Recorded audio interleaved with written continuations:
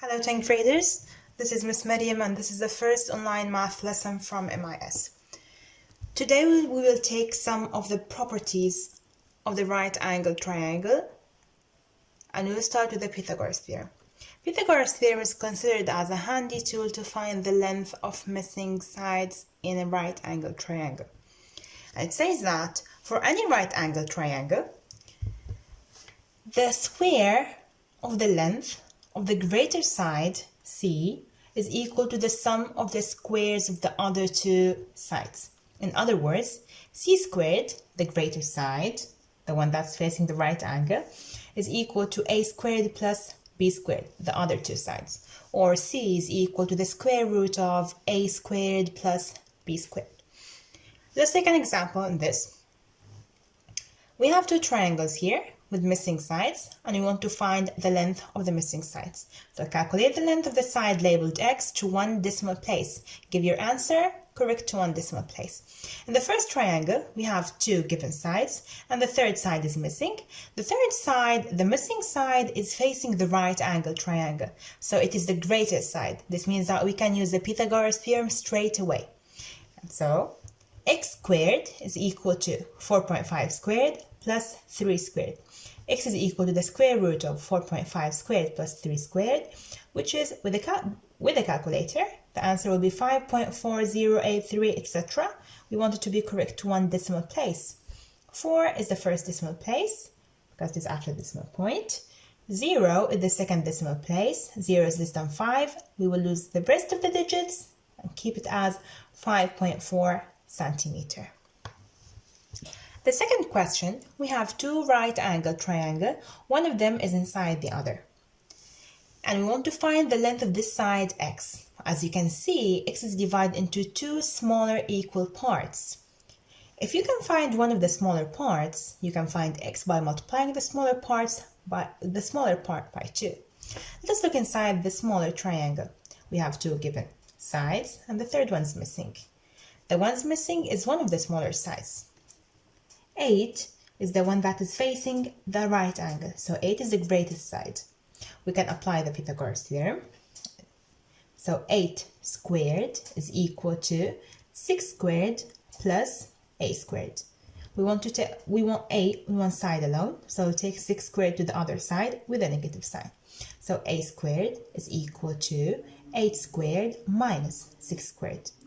A is equal to the square root of 8 squared minus 6 squared. With the calculator, this will be 5.2915. We want it to be correct to one decimal place, so it will be 5.3, because 2 is the first decimal place, 9 is the second decimal place, 9 is more than 5. We'll add 1 to 2 and lose the rest of the digits. This is A. A is 5.3. X is double A, so X is equal to 5.3 times 2, which is 10.6. The second thing we will take is trigonometric ratios. Trigonometric ratios relate the sides and the angles of the right angle triangle. If we have a right angle triangle like this, and if we have another angle theta, that is not the right angle, the side that is facing theta is called the opposite. The side that is beside theta is called the adjacent, while the side that is facing the right angle is called the hypotenuse. The first trigonometric ratio relates the opposite to the hypotenuse, and it is called sine. Sine theta, sine the angle theta, is equal to opposite over hypotenuse. So the second relation relates the adjacent to the hypotenuse, and it is called cosine. Cosine theta is equal to the adjacent, the one that is beside the angle, over the hypotenuse. The third and the last ratio is called tan theta, and it relates the opposite to the adjacent. Tan theta is equal to opposite over adjacent. Of course, there are other ratios, but we will take these three for now. Let us take some examples about these ratios.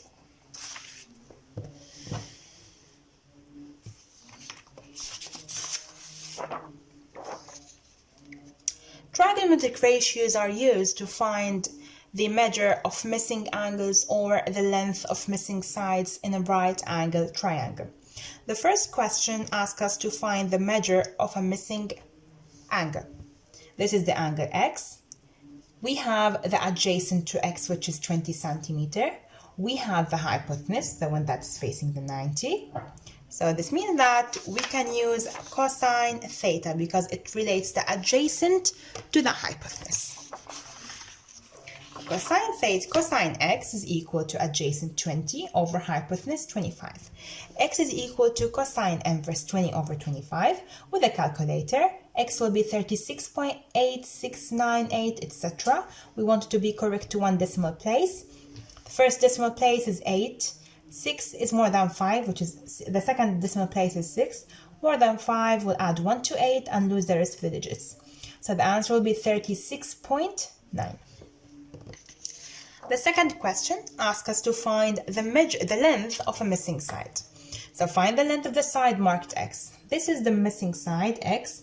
X is facing the 90, the right angle, so x is the hypotenuse.